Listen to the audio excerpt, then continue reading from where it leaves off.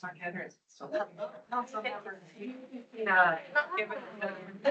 are you?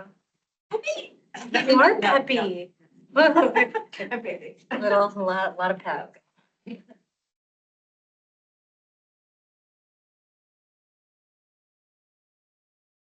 It's 4:00. Yeah. We would have a quorum. We'll call the Beautification and Public Art Commission meeting on August 11th, 2025. It's 4:00. Calls to order. And item B, roll call. Vice Chair J. Michael Cruz. Present. Matthew Graff. Present. Dr. Travelby. Claire Edelman Heath. Present. Michael Rulon. He's on. I think he's might enter in the chat. And myself, Carla McCord, the chair, I'm also present. Item C, upcoming events, just a reminder, Flagstaff 365 for upcoming events and music, culture, art, and sciences. And item number 2, there's a celebration event for BIA grantees in New Zealand Cabinet on September 11th, 2025, 5:30 to 7 p.m. And an invite with RSVP has been request has been sent. Item D, public participation. Do we have any public participation today? I received nothing by 3:00 today.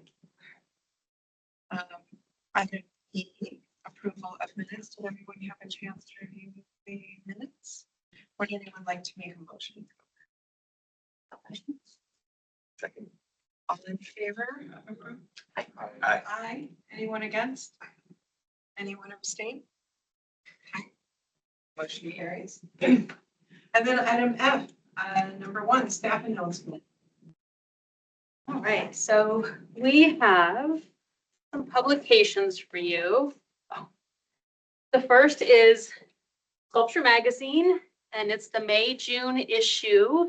And we have an inclusion, sizable inclusion on page 182. So I invite you to look at that. It features 2 projects. And then the second is an annual publication of EncodaWorks. EncodaWorks is essentially the public art industry leader. Anything else to share about that, Jana? No, I think as I ordered a copy for everyone because I thought it was a really strong entry this year. They have the power of public art. So that yeah, why we do what we do. You can have some answers at your fingertips.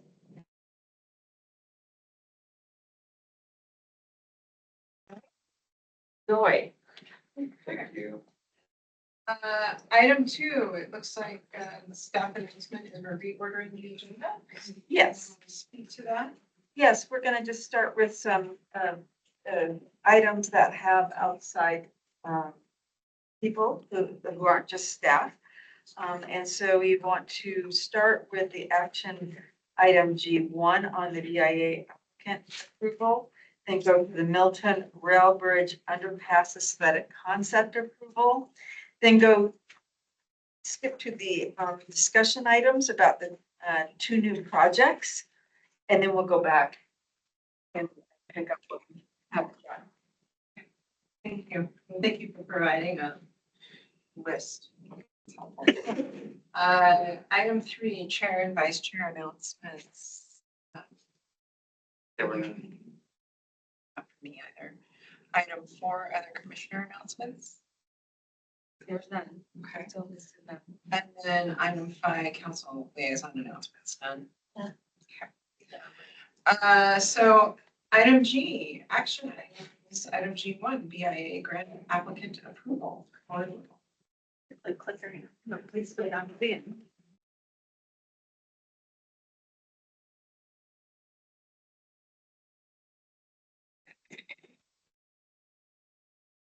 Okay, so we're following up on a VIA grant applicant, Christy Rockus. I believe she's with us in the meeting. And just to refresh your memory, She had proposed, oops. She had proposed this. I don't know what I'm doing. You only get to see it for a second. Okay. She had proposed this mural downtown, and there were some questions about the integrity of the plaster on that building. And so we went back to Christy and the building owner to see what exactly the condition of that building is and how they were going to address that. And so now we have a letter from the building owner, Steve Wong, who addresses the plaster. So can we open that up, Annalisa, please? Yeah.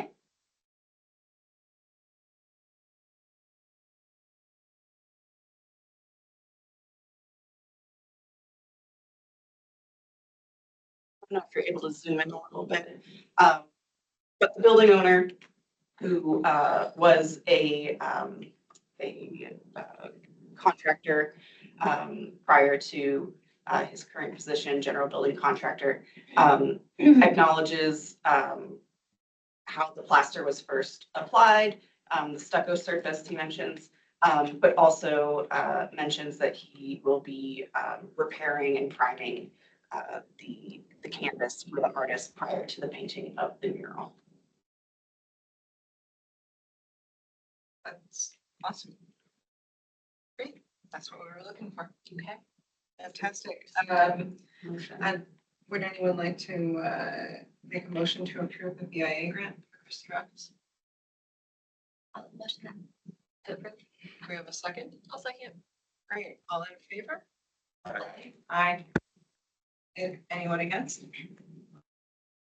Anyone abstain? Okay, motion carries. Thank you. And if you happen to speak to the building owners and Christie, appreciate the willingness to come back. It's great. So item 2, the Milton Rail Bridge underpass aesthetic concept approval. Okay, I would like to introduce Laura Milford. As you remember, she was presented at the May 25th meeting, two concepts that she was working on. You gave her feedback in a work session, and now we're here with a concept for you to consider for approval. So with that, I'm going to turn it over to Laura. Can you hear me? Yes. Okay, perfect. Would it be okay if I shared my screen? I have a couple other exhibits that I bounce around to versus having someone else control the. Sure. Yes, that would be Okay. great. Great, thank you.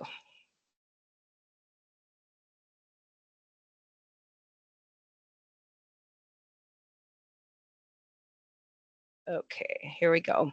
So yeah, I presented to you, maybe about a year ago.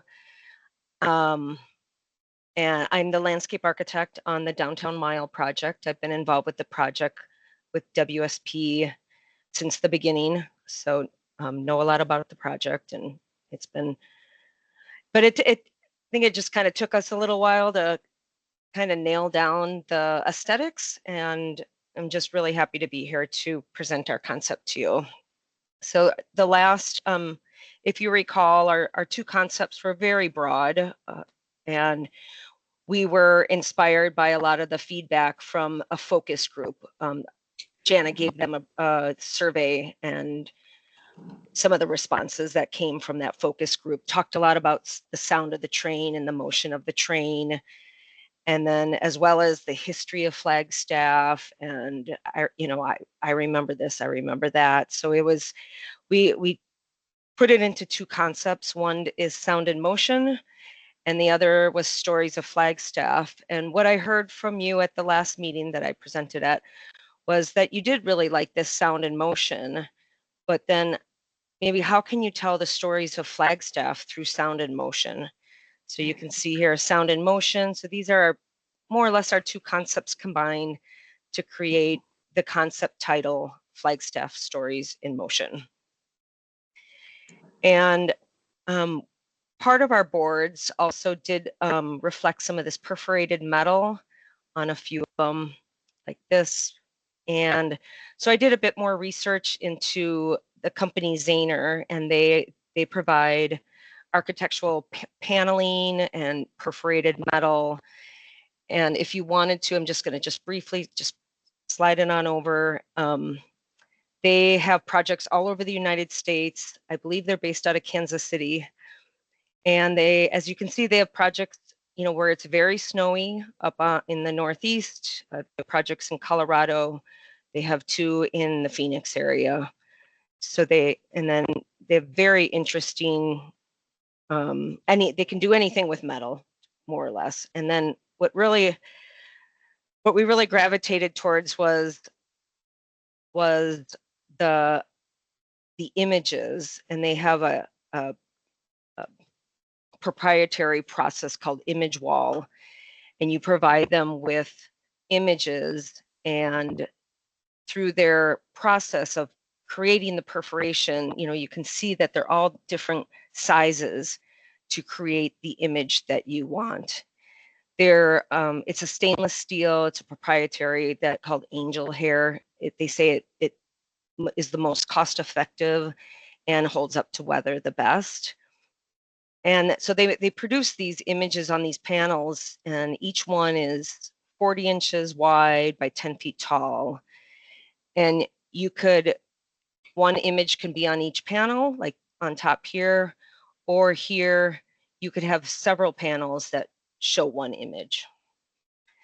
We've had a couple meetings with Zaner, their representative, and he's been extremely helpful about, you know, attachments and lighting and the whole process. So we are now created a relationship with Zaner. So going back to the concept name, it's Flagstaff Stories in Motion. Well, how do you tell the stories of Flagstaff through motion? So we thought about motion, stories in motion, and what are the stories of Flagstaff that relate to motion? And this is one of the retaining walls that is part of the project. And you know, sorry if the quality is a little off, but we just got them from the internet.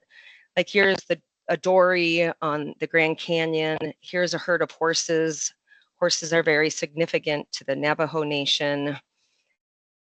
There's the migration of monarchs every year go through Flagstaff. It's a really big running community.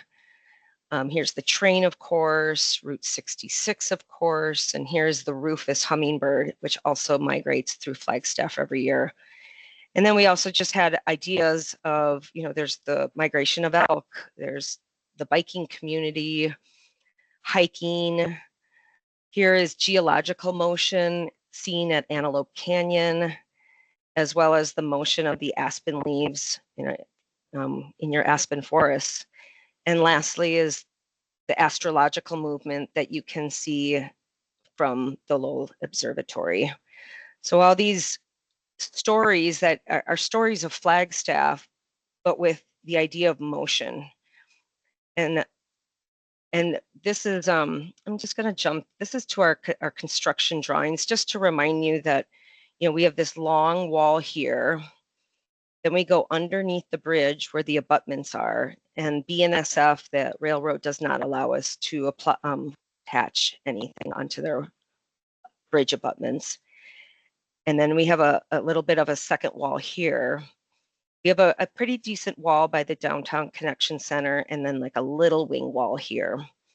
So when people are walking down the bridge, they're kind of going, at this point, this is the sidewalk, they're going up, up, up. And these panels here are eye level to pedestrians. And we thought it'd be really nice to have text here that describes what they're seeing. The Flagstaff Stories in Motion, it could be text, it could describe the photos, it could be a poem, it could be a series of verses.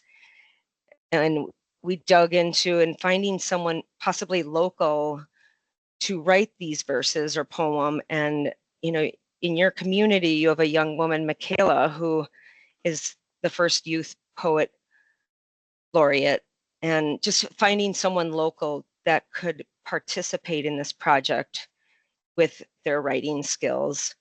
And then so when people are walking, they'll read that and then they'll go, oh, I get it now, like what all these pictures mean. Some other things, so that the text would have to be either maybe laser cut or sandblasted into the concrete. So there's two different ways you can put text onto a solid concrete wall. And I mentioned earlier that underneath the bridge, we can't attach anything. They do prefer just maybe form liners only. So I looked and found a couple form liners that kind of, I felt motion with them. And I particularly think this one's kind of neat. It's kind of Art Deco, kind of different, kind of has the wheels of the train or something more, flowy like this. And these are standard form liners. They're not custom. So as far as that's a very cost-effective way to pick out form liners is with something standard. We also have all the walls have railings on top, especially like this long wall. Well, they all do. And we got a hold of the designers from the Downtown Connection Center. I really liked the treatment of the railings. It's kind of this black metallic. So we're tying in some of the aesthetic, the color of the metal from the Downtown Connection Center with this project. And lastly is lighting. We did have a separate meeting with Zahner and our lighting engineer from WSP, and they're working on details now, but we're just kind of starting that discussion. It would have to be, of course, downlighted. This is actually a Zahner project, so I saw this on their website. So it may possibly have like just one downlight for each kind of segment of the wall. But we're working on those details still as far as the lighting goes, and we're very aware of the dark sky ordinance. And then we're kind of taking it one step farther to see how many panels will be for each image. And so it's kind of helps with our cost estimating, and it helps with fabrication. And so this is the main walls. This is the long one. This is where I was saying that text could go. And you go underneath the bridge, text could go on this side too. And then this is by the Downtown Connection Center. It's just not enough space for any of the perforated metal panels in these last three panel areas. So yeah, that's where we are with the Flagstaff Stories in Motion. We did choose images just from the internet. So we would have to go through, determine what kind of process we want to do in refining the images, refining those stories, and who would be selecting these images. Jana and I talked about having a community selection panel that maybe week J2 selects maybe, I'm just going to throw 50 images, and we kind of pick and choose through a community selection panel. I've received information from Zahner about the quality of the images that they have to be. So they have to be pretty high quality images. So yeah, that it would just be our next step if you like the concept. And then I brought up again the Flagstaff, finding someone local to write the text, I think would be ideal. And then last but not least is thank you very much for listening, and let me know if you have any questions or comments.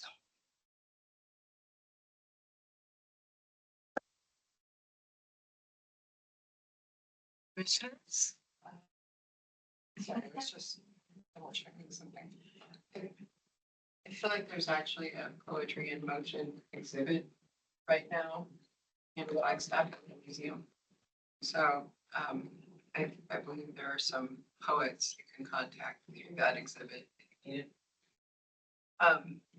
The only other thing I was going to say is just, I like actually the whole thing. I think it's great.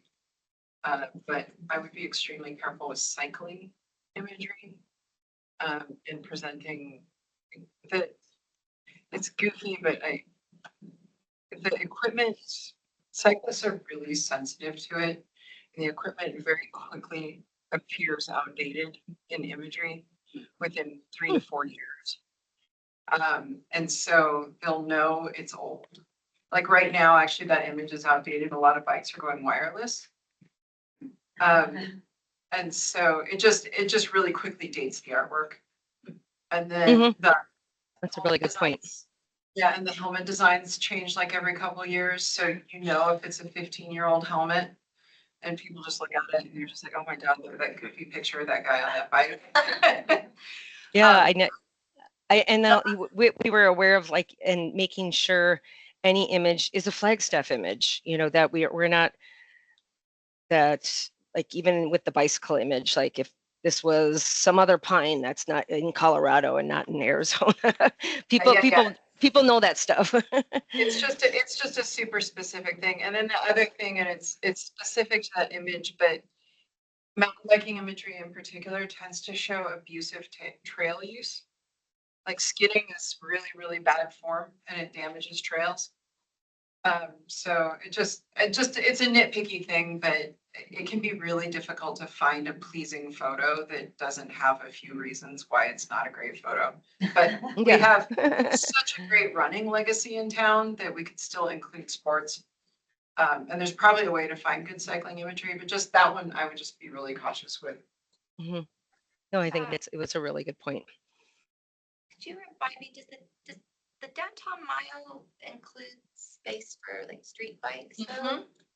I do like that part of having a bike from that sense of celebrating like multimodal transit. Yes. And like the foots and kids on Yes. bikes and parents on bikes and stuff, Yeah. it becomes a very different thing then, and I think maybe more appropriate. Okay, awesome. Yeah. Yeah, that's a good point about. It's just so, it's weird and nitpicky, but people pick up on it really fast. So I had a question. So is the kind of intent to cover as much of the wall as possible with the metal pieces? Is that, or, because it seems like I was interested in your study about the pieces. It seems like there's almost kind of a neat patterning opportunity in the size of the panels, like if they were just squares. I don't want to abstract or mess with your. Yeah, we actually had we tried out. Can you see my screen still? Yeah. We tried out like having them go, you know, up, you know, just basically touching each other and having a continuous panel. We did find that you were able to focus on the image better with a little bit of a frame around it.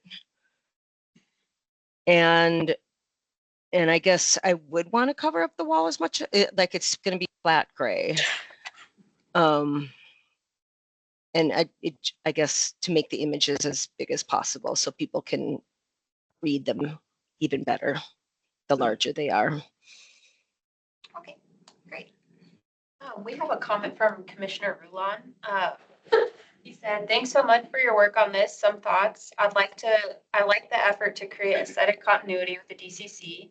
I think poetry from multiple members of the community could be a great complement, especially given that there are several shorter panels that aren't suitable for images. We have many local photographers who could provide images." And then he also said, "Let's use a photo of me on my 10-speed in 1987. So moved. Absolutely perfect. Um, As long as it was taken in Flagstaff.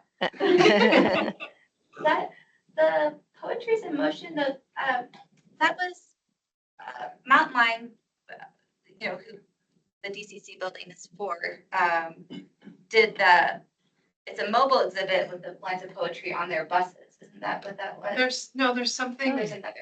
There's something at the museum right now, and I may be mixing it up, so Okay. I don't want to quote it as fact, more like. Yeah. There's a poetry thing happening at the museum right now, and I thought it was Poetry in Motion, but maybe it's Mountain Line.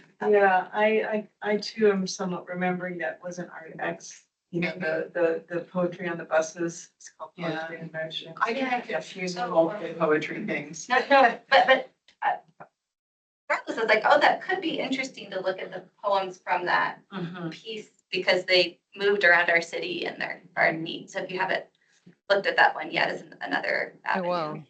Yeah. And I am not a poet at all, but the difference between a poem, leaning towards the poem versus just almost like, I wouldn't say like boring explanatory text, but almost like how people used to write more at the turn of the century, more like verse like, and being a little bit more that, and it, it's not really a poem, but it's a verse, and maybe I don't know what I'm talking about, but how it's, yeah, anyway, like when do we call it a poem and when do we call it verses? The museum exhibit was called Poetry Maps, and it was That's what it about was. writing poetry about places on the Colorado Plateau. Oh, there you go. That's why I was thinking it was relevant. Yeah. Something like that. Can you repeat that, please? Poetry It was called Poetry Maps. maps. Okay. They invited citizens from the community to write poetry about different places in the Colorado Plateau, and then I think they Oh. attached this to the map. Nice.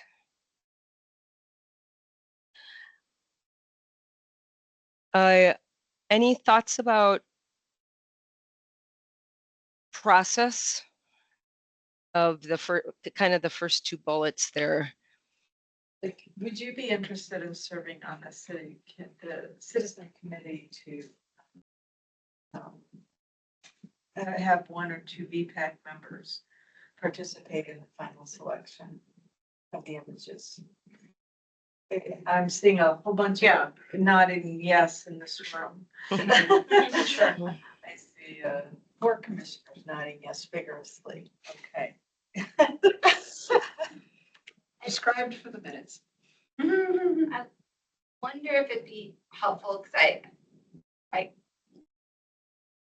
part of the process is, I like that the breadth of images that you've included, and so you mentioned having like a lot, but I wonder if there could be pools that are kind of representative of each area or something like that, just to. Absolutely right. If I went with, say, Antelope Canyon, like geological movement, I would have maybe 10 in that category. Okay, Yeah. cool. And we do have some very cool geology locally. Antelope Canyon's actually quite a ways away from here. Mhm. But Sunset Crater might be a more interesting place. There's quite a bit of interesting volcanic activity up there. And then, of course, I got to ask, did we miss any categories? I know that there's more, but and the animal migration thing, I don't want to overdo that too much. There's no clouds, the big white puffy clouds during the monsoon season. It's kind of endless, which is kind of the neat part about it. There's also water flow, which is pretty significant here because when it's here, it flows.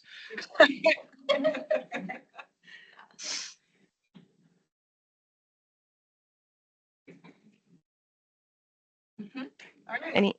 Okay. Would anyone like to make a motion to approve the art concept Flagstaff Stories in Motion, the Milk Trail Bridge Underpass? Good question. How much are we approving? What exactly are we approving? Like the concept of this, we're talking about much I stuff. believe we are approving the concept Flagstaff Stories in Motion, but we are not approving images. Right, but you're approving this kind of, Keep going with this. that you're approving the material of screens of photographs with, form liners and text. Yes, this is the concept. And then the actual imagery and the actual form liner will be decided in. It will be decided in the committee, and you'll have feedback numbers so on it. We will show you it, but we're probably bringing it back. I'll make a motion. Concept. Second. Yes. Okay, all in favor? Aye. Aye. Can I just add one more thing? Just it's not gonna. Is it okay to? and I forgot to bring it up, but with this image, and it's with lighting, and we know we need down lighting, and we know it needs to be a certain like amber tone, and it's like during the day, I think it's going to have a nice kind of crisp, kind of modern look. But at night with the amber lighting, it'll have more of a sepia tone, which I think is going to give it a whole different feel. And just like this picture here, that's like at sunset time. So you're going to get like a lot of you're not just going to see this silver. You're going to just see a lot of different as the sun moves and the seasons, that you'll see different kind of colors going on the panels, which I think would be pretty exciting too. All right, with that extra information, I will still make a motion to approve a concept Flagstaff Stories in Motion for the Mill Rail Bridge underpass. And I will still second. Okay, all in favor? Aye. Aye. Anyone against? Anyone abstaining? Okay, motion carries. Thank you, Laura. Thank you very much. I'm gonna go back to my list of to-dos here. It's going to be the new project proposal, sculpture and art events and heritage square. I invite deputy city manager, Shannon Anderson, as well, and Rose Director Rebecca Sayers, who's on hand to answer questions should they come up that I can't answer and Shannon can't answer, but she can. You get a whole team today. It's great to be with you this afternoon. Again, my name is Shannon Anderson. I've been invited to a series of meetings involving Hunter from the Downtown Business Alliance here behind you, Rebecca Sayers and Amy Hagan from our Pros Division, and then also our Hopi Tribe Economic Development Corporation. Both Nick and Ray have been part of those conversations as well. And what we've really been discussing is this space that you see before you, looking at what we can potentially do on the side of the Hopi building that can bring folks' eyes to the building, and just we can celebrate art and culture in the space, hoping that people they'll come to see these items as well. And so maybe some banners along the building, and then some artwork, which Jana will talk about in more detail here in a little bit. I think it looked like there may have been a delay, so being careful not to go forward too many.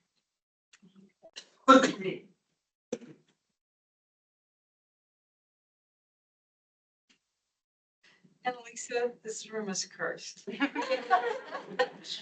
We just bought a new clicker. Oh, Okay. thank you. Those. Okay, I clicked for you, but there you go. we'll see. So I talked a little bit about those folks who've been part of those conversations. The hope is this Heritage Square is kind of the central location for the northern part of our downtown area.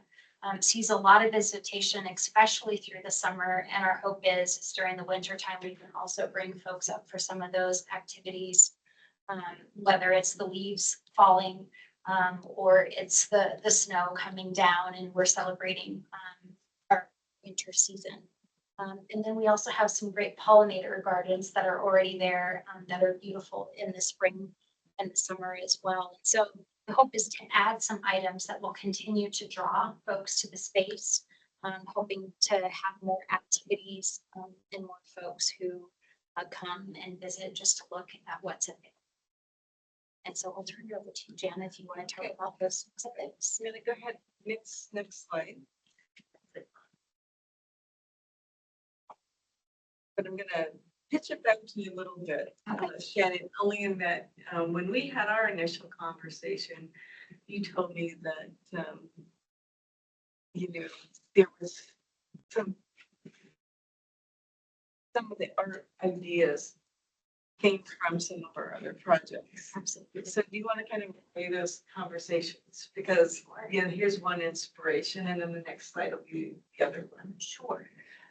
So I guess maybe I'll just tell the story that as we walked the space, the banner that was welcoming some NAU graduates to the space was up. And so that's what got us talking about the short-term banners on the Hopi building. And then as we walked around, they saw the mountain lion that was there in one of the planters and said, could we do other types of art sculptures in this space? So that's when we started talking about the cultural art exhibit that's been rotating. And then we talked about the space along the amphitheater seating there, where it has the railings, and that's where they said, oh, it'd be great if we could tell a story, if we could do some artwork here. And they really liked the scroll that was in the airport. And so that was kind of how we got to those 3 specific projects. And the hope that we could liven the space by not only bringing culture, but maybe even a story about the Flagstaff area, maybe the Hopi tribe. I mean, there's so many different things that can be brought to the space. But in addition to this scroll is also addressing, there's some higher bushes on the other side, and we were hopeful that we could reduce that so it'd be visible from both sides of the street. And then we also talked about the staircase that is also right next to this amphitheater. And the business owner is at least considering whatever we do in the space. Obviously, I'm sure it'll be dependent on price and what the final project is going to look like. But they've at least been agreeable to considering what we're doing in the space with the other railing, so it can be matched. Okay. Now I'm going to go into a little bit more detail. So the banners is not something that we're being asked to consider as part of a new project idea. We're focusing more on the planter and the fence. So here's Heritage Square, a few visuals to help you line up where it is. I believe, Rebecca, that this tree is not doing well. Is that? No, it's not. So, this planter it's fairly large, but the tree would be removed. And this would be a prime spot for sculpture. Let's see. So what are the parameters? There's a couple of different directions. We could include it in the next multicultural community park sculpture exhibition rotation. As you know, though, then that couldn't be immediately because we already have the call out for next May. And that's one direction. The other direction is that no, we just independently procure a permanent sculpture. And it could still have a multicultural heritage theme or not. It could just, we can have discussions about, what the parameters exactly would be. We could include landscape materials or not. I think depending on the size, that planter could hold 1 or 2 sculptures. It's just depending on, the size. Right now, you could take a couple of pieces, the smaller, one large and a medium piece from the multicultural, and easily fit them together in that planter juxtaposition. So those are, some of the parameters for the sculpture to consider. Then, so here's the existing, just newly painted municipal green fence on top with, as Shannon pointed out, the kind of higher growth material. But just like our pollinator garden, which has much more low-lying pollinator plants, we could, replace the plants with the lower pollinator type included in the foxglove, contract that we already had, easy enough. We know that, obviously the fence at the airport is unique. Any, artist hired under our process obviously starts from scratch. We don't duplicate things, but it could tell a continuous story, or it could just be a few interesting motifs. And as Shannon pointed out, there's a possibility to include that staircase on the Babbitt building. So those are some of the parameters, to consider. So today we kind of just want to take your comments. I will, our process for, new pieces, new project ideas is to kind of get your feedback. I'll sharpen the scope by the time that we have the October retreat. You can determine at that time whether you want it to be a new project and then what priority you're given, as with all of our projects. So I will, again, have dollar amounts by the time of the October retreat. I can tell you that the Coconino scroll without the medallions was $135,000. $2,022, just to give you some approximate idea. And that was 286, feet of fence, and there's not nearly the length of fence here. So I don't, even with the prices, possibly doubling, I think we would probably be in the same range. Obviously the loan of sculpture for 1 year is up to $24,000 for each sculpture. If we did a permanent sculpture, it could be anywhere from 25,000 to 250,000, or, I don't know, we buy a Picasso, I'm just kidding, but maybe not. So, that all, we would, again, decide on, in conjunction with all our other projects, what's the appropriate amount, for this. So, Is the elk still on the table? no, I can apply. So, response and discussion. I do have a couple questions. Just from a landscape design standpoint, how important, and I don't know if that's structural or if there's something going on in that planter, but is the planter required? It feels like we're oftentimes short on space in Heritage Square, and I just want to ask the questions. Is that planter required? But we also just so happen to have Assistant Parks and Recreation Director Amy Hagan. I'll take a stab at it. We don't think it is required. It was just installed for the ability, when the square was developed for the ability to have some greenery. Okay. I think but a the- portion of it is, which is the top entry point from the parking garage below. Okay. It's just a portion of it is, a small portion, honestly. And the reason why I ask is that planter plays a lot of roles in Heritage Square, some of them probably sanctioned and some of them not sanctioned. But a lot of people sit in that planter to watch music and do other things, so I think any sculpture up there is gonna have company. And so I look at it, it has always felt like it was weird and it took up a lot of space to me in that space, and like there would be a lot more room for things like movies on the square and some of the activities that are held in the square, maybe a dance floor. I don't know. So just food for thought. But I love the idea of a big and monolithic and beautiful sculpture in that space. I don't know if it necessarily needs to be in the bushes up there. It's also kind of hard to see stuff up there. It's very high. It's a high planter, so maybe there's some modification that could be done.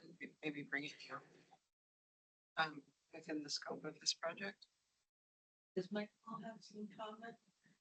Yes, he does. Okay, Commissioner Rulon said, I used to live in Geneva, which has a famous flower clock. People were always excited to see the new design. I think it changes every 3 months. I think a temporary sculpture could be a big draw. People will look forward to seeing what's new. Also, given how much interest we always have in the sculpture exhibit, I think it's great to offer as many opportunities as possible to artists. And, I'm talking about landscape and I was right here. So. For everyone, that's right. Yeah, I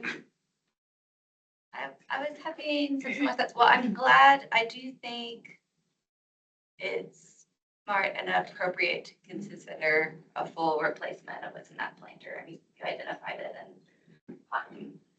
if trees don't like being put in a place where trees died, they know that they don't thrive there. So, coming up with something interesting there. From a public space standpoint, and from the art standpoint, I see where Carl is coming from because I wish it was a bit more of a focal point to draw people in. I think when the art gets placed back there, I would hope that it would bring people further in the square, but there's not quite as many breadcrumbs in any given day. But I really like the idea of bringing in some of the other elements, like kind of addressing the railing and looking at it holistically, because I don't think you can think about these planters as individual things. They really are working and framing that space together and bookending that space. So, you kind of have the big ones on each side and you want them to talk to each other so it feels balanced. We could put a call out, it's possible to put a call out for both elements to be done by the same artist. Yeah. That's a consideration, that we should take up. And I mean, just that third picture there that shows the overhead. It really highlights to me some of the confusion in the space in here square. Like we put those COVID shelters in, they're still here. That gives you both the frame structures. Yeah, and they're nice, but I mean, they're the focal point, right? Because they're right in the middle.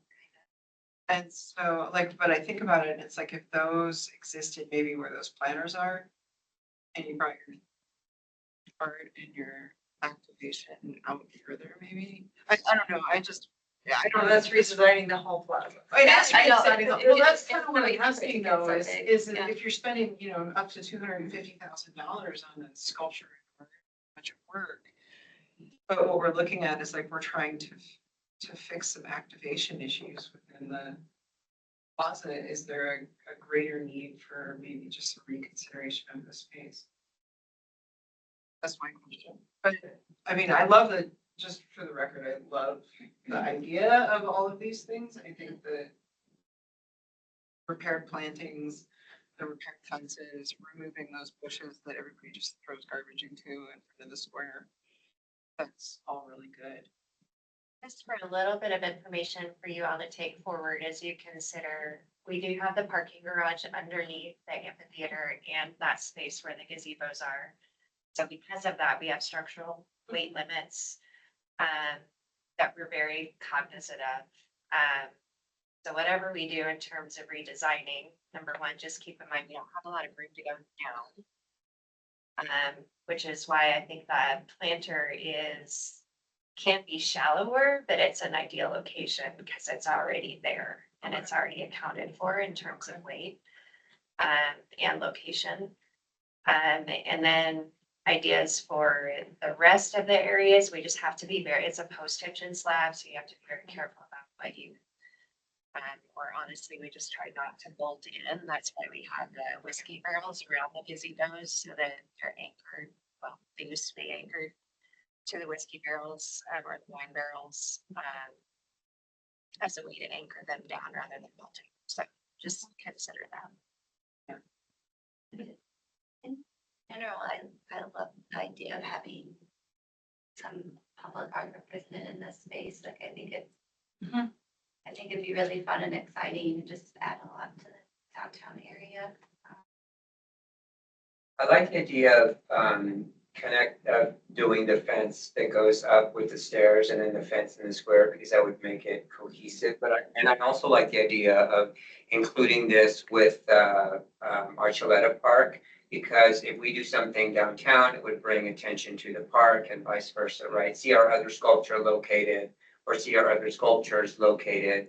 I think that, selecting if they all rotate, that'd be great, but I'm sure the weight limits for the pads at the park are very different than what would be in Heritage Square. And so that might need to be taken into consideration with the call, like maybe a very specific one would be selected for the Heritage Square, and then make note of go see the others in the park. That would tie that space to the downtown and vice versa. That tree is pretty heavy. Yes.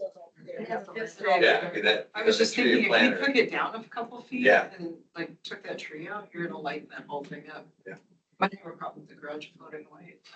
That would be nice. We would be interested to know what the weight limit of the sculpture should be. Yes. Exactly. A little bit of that.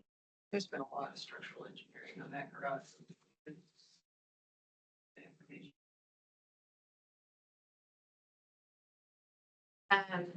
One thing I wanted to add from our conversations with Nick and Ray, with the Hopi Tribe Economic Development Group. Something also to consider is they were interested in a draw to the square for sure, but they also suggested a military theme, like a place that would gather veterans and Native American veterans as a place to come and celebrate the experiences that they have had. So since they're not here today to kind of give a little bit of their vision, I don't know if you want to say any more. You probably say it a lot better than I did. Piece, so no, I appreciate that. Okay.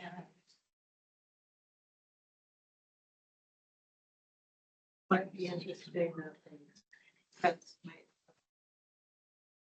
It's kind of belongs down the sculpture, but it will, depends on principles. But if we're doing it with the mobile house road, that probably will happen very easily. So but it could be further. The fence, yeah, I think would be the easiest off the top of my head. You mentioned a similar concept, I think it's in a thing. I wasn't familiar, and so I don't remember. Sorry. Any other questions or comments?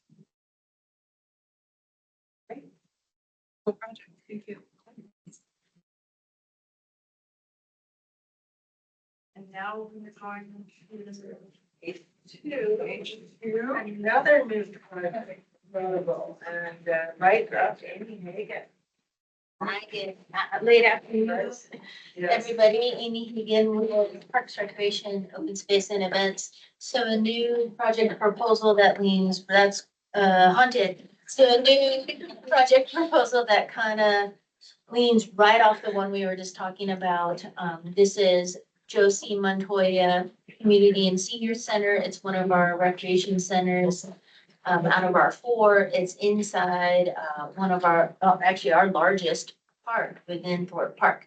So the proposal idea is a sculpture garden, similar to what we have, and I'll try it, Jana, similar to what we have at, I am not coming every second Monday of the month, because they handle this thing. So that pros facility serves the greater active adult and just in general community for us here in Flagstaff. And like I said, it's located within our largest regional park, Thorpe Park. Thorpe is 220 acres in size, just a few blocks off downtown. So it's probably our most heavily used park, and the recreation center is also incredibly used by, again, active adult, seniors, and our in general community. See, now, well, It's forwarding on the computer. I think the computer and it's this. just a little bit delayed. slow. So look at that, no way, some images that we just saw Yes. on the previous proposal that's over at the Liz Archuleta Park with Coconino County.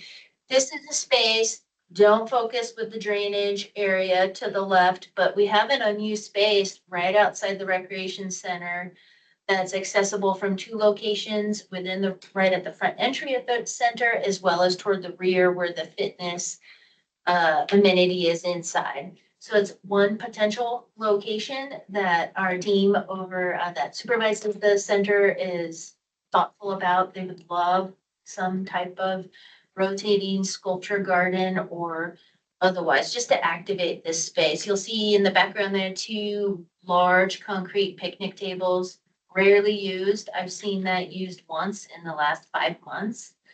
And cruising by, that may not be the only time it's used, since you can't be there all the time, but they're kind of hidden back there too. So does that activate those differently? Do we relocate those? Or what do we do? I think all those potential ideas are on the table. I'm gonna click it. I'm not sure what's next, Jana.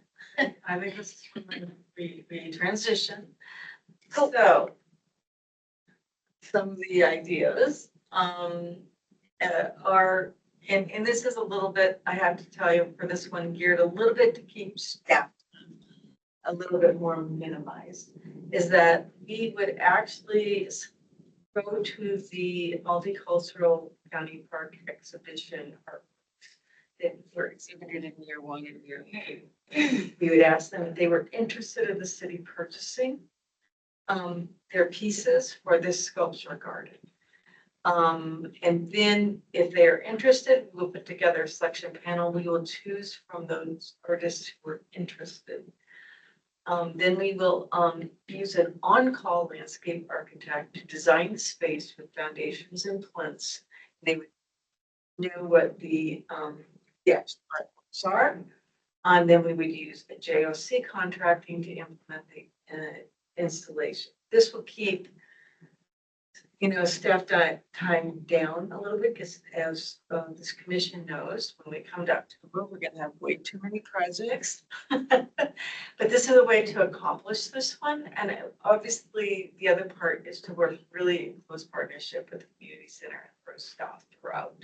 And, so I do think that to make it a sculpture garden, we are gonna want a landscape design as well, but we're gonna want to work with pros about, what if we need to, if we do put anything special in, whether we contract upkeep outside of pros, just, depending on, the artwork that's chosen, we'll probably start dictating a little bit of the landscape or plinth designs and that sort of thing. But this would be permanent.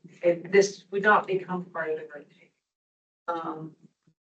I can see adding Heritage Square, but I do think that the multicultural county park exhibition will get way too big for, to handle, with keep adding more locations. So, staff's weighing in a little bit on this one. A little bit, with more defined parameters, to allow this to go forward, because we know most of these artworks have not been bought. They were on loan. We know the artists, most of the artists would love to have them placed in Flagstaff, and we know how successful they've been. So. How many are you thinking of purchasing?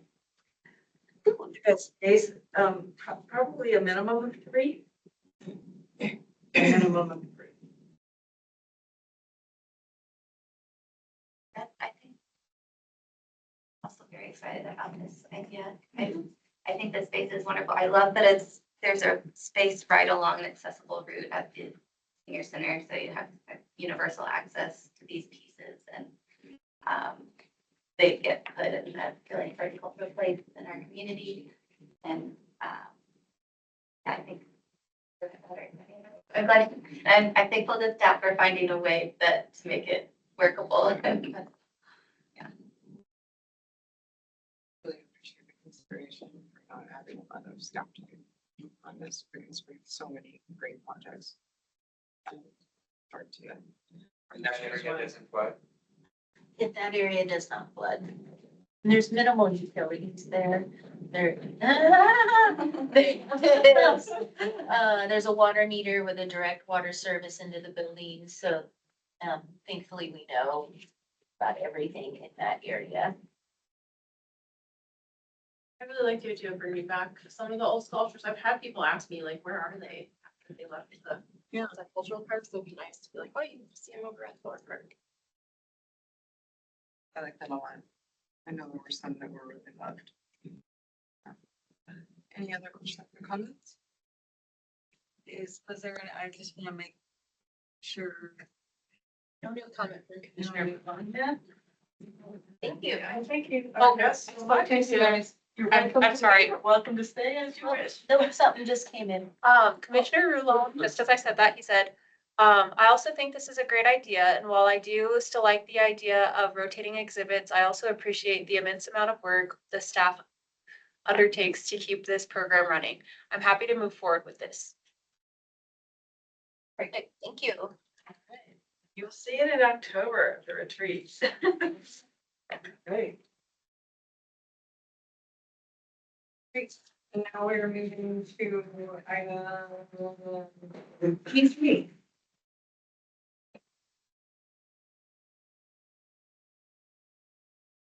The Dunbar School Historical Community Center.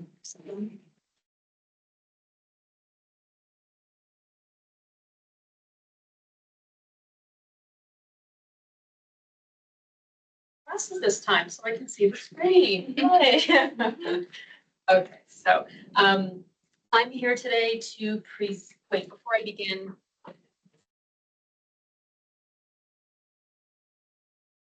I'm here to present the final design for the Dunbar School historical plaque. If you remember, I was here in February where I presented on this proposed site rendering by artist Marie Jones of Idea House. And we see this reflected in the image on the slide.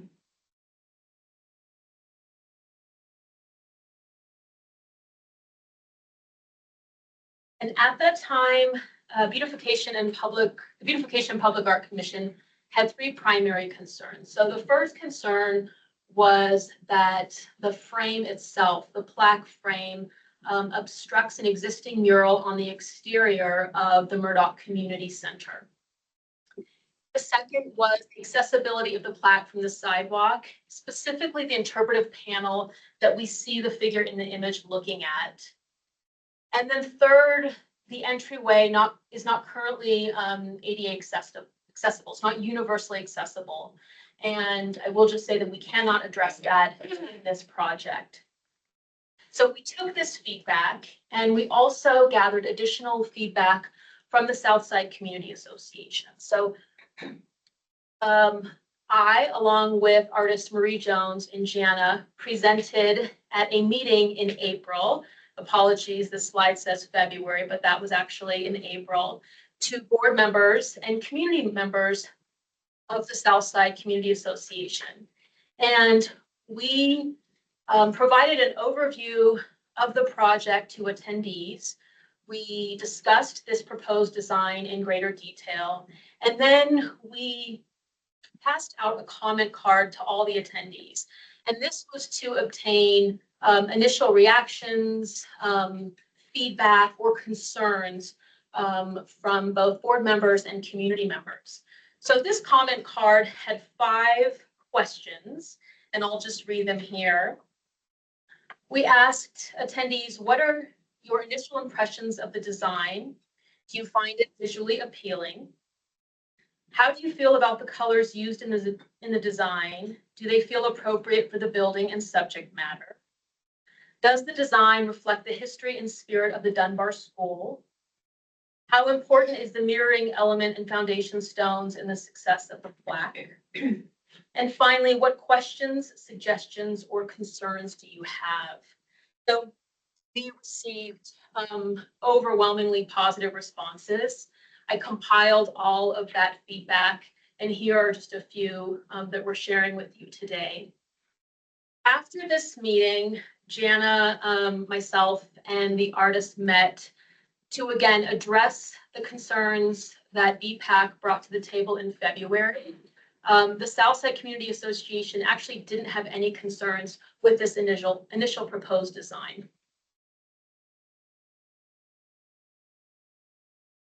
And then artist Marie Jones took all of that feedback and she updated this design. So you'll see that the image on the right, which is the updated design, is the plaque frame is much shorter. So it does not obstruct the mural that is on the exterior wall.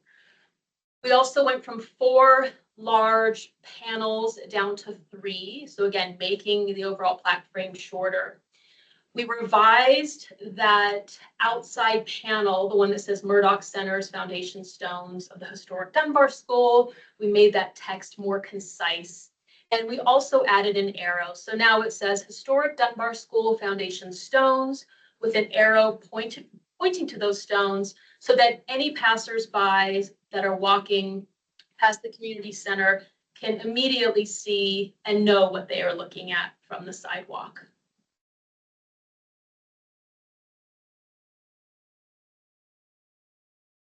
And here is a site rendering of the revised plaque frame. And I do want to note that the plaque text here in this slide has now been revised to the one that I just showed.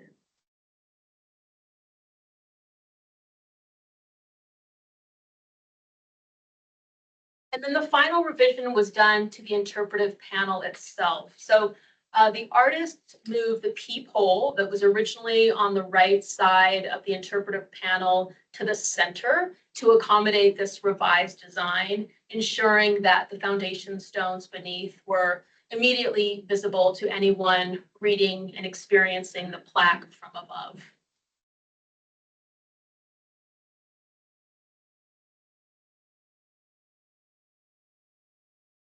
Any questions?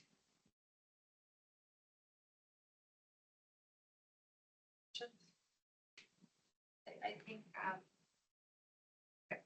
just for calling it a discussion every day, I really think it's a wonderful job capturing everything and bringing it to updated design.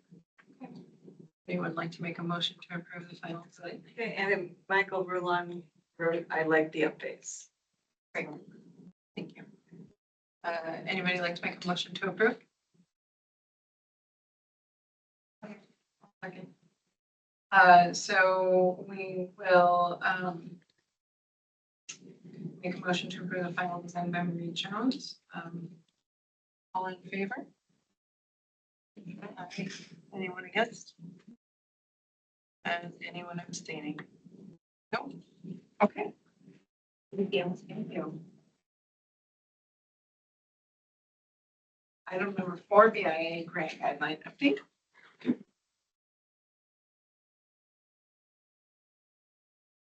Okay, yeah, so we've got a couple of little changes that we're proposing to the BIA grant application package.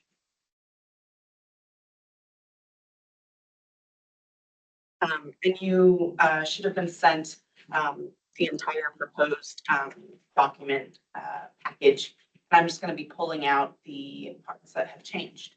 So the first thing we'd like to do is increase the grant amount to $8,000. It's currently at $7,500. We're also increasing the artist fee to a maximum of $3,500. It's currently at $3,250. And then along with this increase, we're allowing applicants to use up to 10% of their grant for overhead expenses. And these expenses include things like taxes or administration fees. The second change,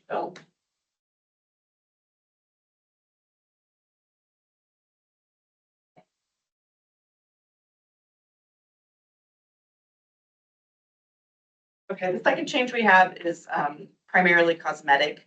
Under the project selection considerations, we're no longer presenting it as a scorecard as it currently stands. But instead, all the areas of evaluation are just listed and no changes have been made to the text. You guys don't use a scorecard, that's why we made the change.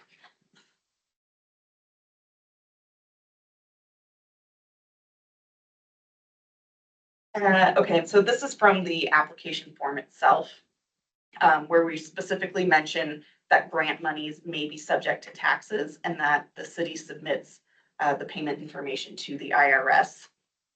And then in the next paragraph, it's just a reiteration of the earlier discussed budget restructuring, with 8,000 as the grant limit, up to 33,500 for artist fees, and up to 10% of the grant amount for overhead fees. And I'm gonna add a little something. Basically, a lot of artists got cut off guard by having to owe taxes on these grants. And there was we're not allowed to give them tax advice. Perhaps suggest how they might be able to handle it better than it got handled. So one of the reasons that we're moving to an overhead fee to be able to be included is for them to address some of these tax burdens in that way that they would. So this isn't, didn't come out, these changes didn't come out of nowhere. It came because of some difficulty in the way that the city issued certain kinds of 1099s. We're also gonna maybe explore, fiscal, we're not doing it yet, but if they have a nonprofit, nonprofits do not have to pay income taxes. So if they have a fiscal agent that's a nonprofit, anyway, this is right.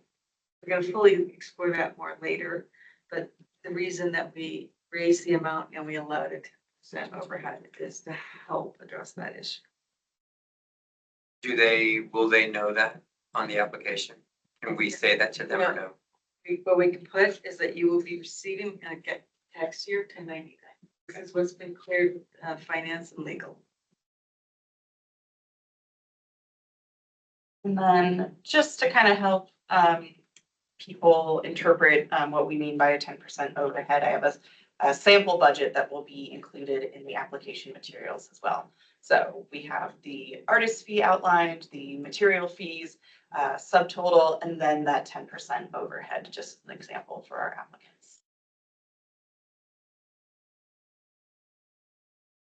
If you have any questions, let us know. We're just looking for a motion to approve. Right? I have no questions. Okay, I will make a motion to approve the highlighted modifications to the BIA grant guidelines and application materials. Second. All in favor? Aye. Aye. Anyone against? Commissioner Rulon has been left. Okay, and then no one is abstaining, so motion carries.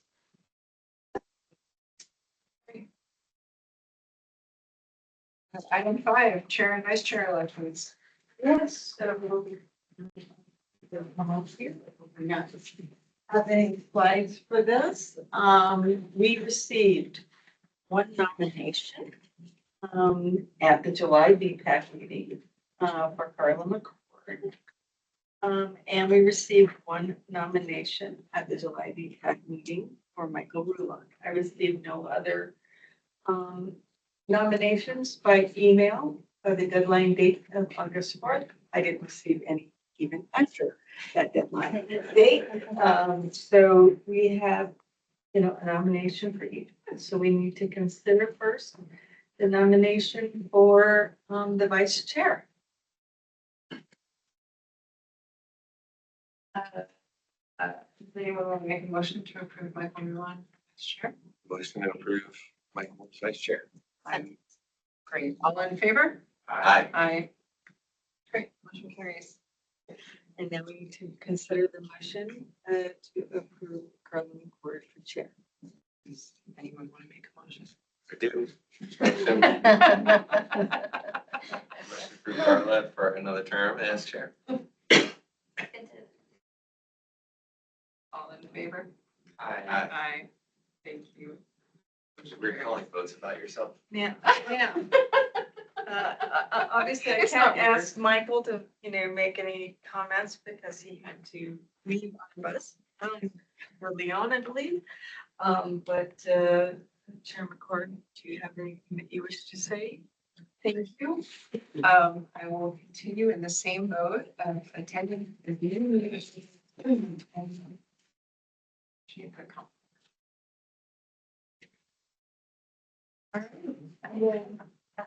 Thank Vice Chair Cruz. Oh, yes, yes, thank you. Thank you. Sure. And then, I think that's item page 3. Oh, yes, this is me as well. So with due apologies, staff misrepresented Joel Geis' input on his BIA grant bureau. He did not actually present it as a completed project. And he made an inquiry about, this was his idea, that he wanted feedback from staff about whether to include the dendroglyphs or not. So we restated it otherwise, and I apologize to BPAC and I apologize to Joel Geis about that. And I wanted to correct it on the record in the same format that it was misstated, last month. We also noted that when he did his original presentation, he did hold up, because we actually rewatched the VPAC chart. He actually did hold up a picture of a Karen, and he mentioned it. It never became the focus of your discussion, which I think why we kind of forgot about it. And he certainly made it central to this image. And it was just one of the things he's like, I'm considering a Karen in this too. So he did present that idea to you, and I just, nobody remembered it. Staff didn't remember it. Nobody from VPAC seemed to remember it. But it was in the presentation where we watched the video. So I'm in discussions with the artist right now about, at least a minimal amount of dendroglyphs to come back. He's just now finished up the other side of the cosmic gray. And so he's, kind of ready to finish up, and we'll bring you an image. But he did definitely, was consulted with stuff. So I do want to correct. I'm good with his vision on that.